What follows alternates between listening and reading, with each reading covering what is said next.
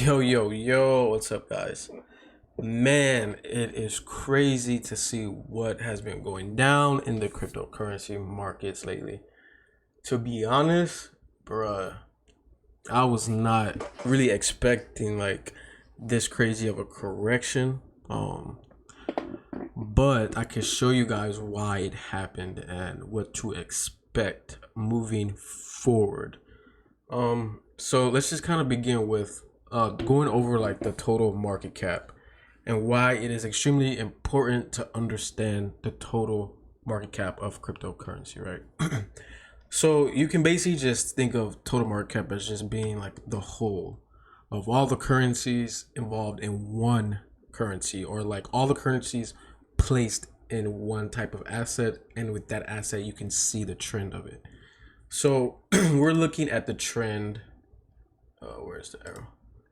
Ooh, we need to change this color back to red. All right. So we're looking at total market cap right here on the chart. We can see that it topped out at $2.5 trillion. So that's how much money was in circulation in USD at this top, at this point of resistance, right? So 2.5 trillion. Price has dropped over 1.3 trillion over the last 41 days, 42 days, actually 43 days, right? So what is that basically saying? Let me point out to you guys one thing that I was looking at for the past 2 weeks during the correction, and I was hoping this was not going to happen. And it's basically this candle right here. This whole movement to the downside. All right, let me tell you why that's kind of freaking me out a little bit, and it's kind of telling me we're not done going south. We're not done, making lower lows, if you want to say, right? So we can see here that we had strong support here at 1.3 trillion. It pushed us to 2.5 trillion. We came down, we cleared all of this market structure. We completely just obliterated it, we went straight through it. My idea was we were going to get support at this level, around the 1.4, 1.36 level. Because always you have to look left to see what was going on in the past to predict the future, right? So unfortunately, we had market structure completely dropping to the downside, breaking through this 1.36, 1.4 level. And usually when you see that momentum, that's pretty a bearish sign, and it's basically saying that there's a high probability that we can retrace up to these SMAs, to these moving averages, and then we'll continue to the downside and look for more support. So where's our next support? Our next support is here at 1 trillion even, right? So on the downside of all this, let's say we were going to support turn resistance, resistance turn support. All right, so we can see this resistance turn support and had a major move to the upside. So if markets continue to go downward, our next stop is here at 1 trillion even. What does that say for the whole cryptocurrency space? It basically means that we will see lower lows. We will see Bitcoin go to a lower low. If total market cap drops to 1 trillion, I'm pretty sure that'll put Bitcoin under 30K. So we still have to be patient. Again, this is just probabilities. This is not for sure of what's going to happen. I'm still bullish. So basically what could happen is we come up there, we drop back here, and then we go ahead and we make another high. That's still an option as well, but I'm just going off a simple technical analysis, and I'm going off what the charts tell me. All right. So let's go ahead and look at Bitcoin. All right. So Bitcoin is currently trading under 30,000.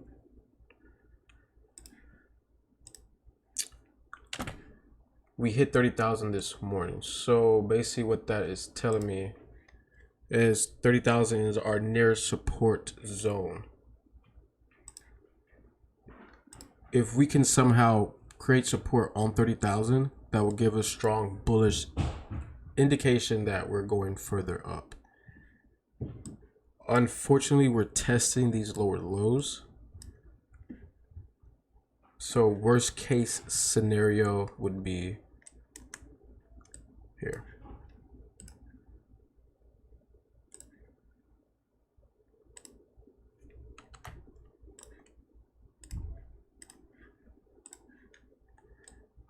Worst case scenario would be we create another low.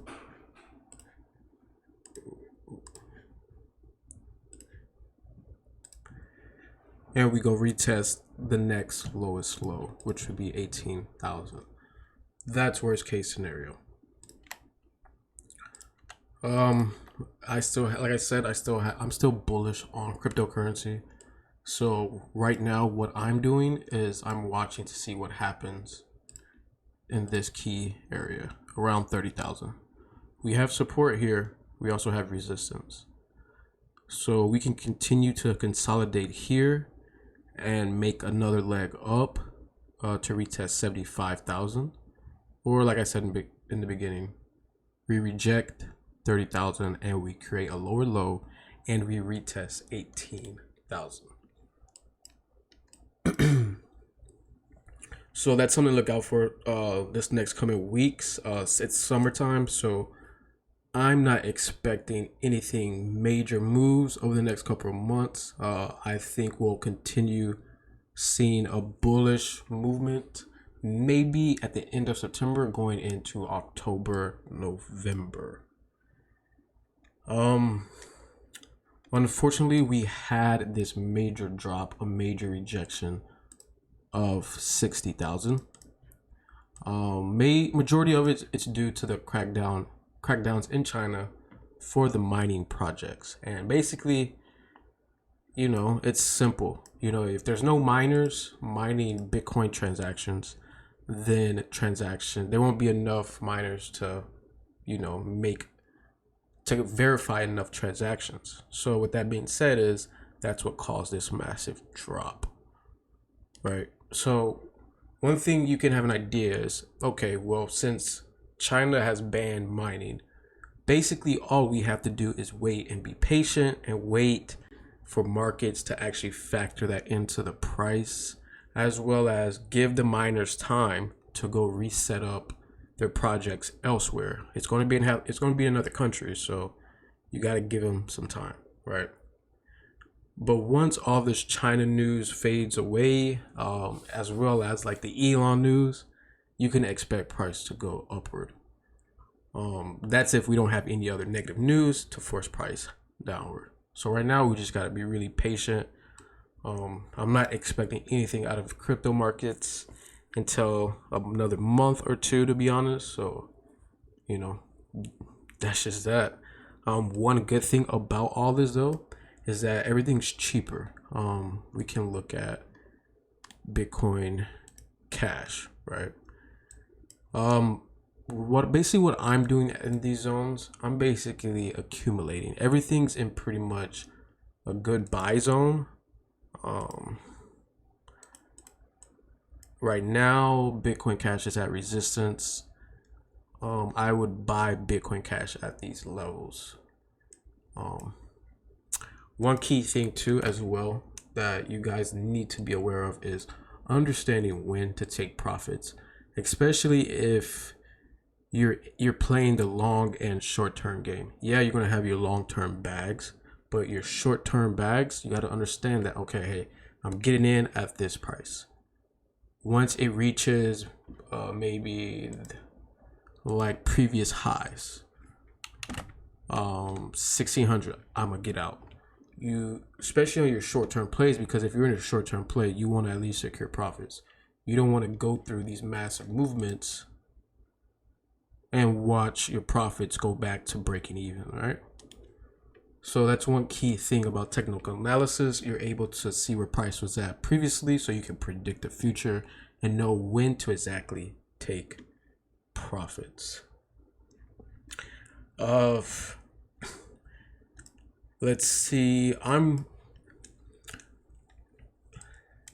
If we continue into a bullish market, usually with trading and investing, history usually repeats itself. And I've always been in the market. I've always experienced some type of fall winter pump. So we can expect, I'm expecting a movement to the upside during fall and winter.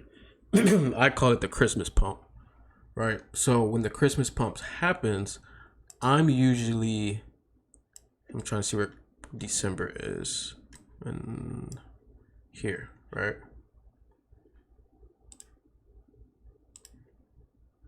December 1st is 161 days from now. I'm usually taking profits at the end of October, beginning throughout November, because markets are usually dead in December and January because of all the holidays, and traders are, they're securing profits. It's their time to go on break. Major banks are going on break in December and January, so there's no reason to be trading. So you can always expect a pump, and then markets tend to fiddle out going into like February. So keep that in mind. If we have a Christmas pump, try to secure your profits so you guys can have a good Christmas, spend some money on you and your family. Man, I think that's about it. Again, guys, just because markets are dipping right now does not mean it's going to happen forever. What goes up must come down, and what goes down must come up, right? So don't be fearful. I would just suggest accumulate at these levels as much as you can, and then pick your take profit points. Wait for price action to hit those take profit points, and you secure your profits, and you have a good year. All right, guys, I'll see you in the next one. Peace.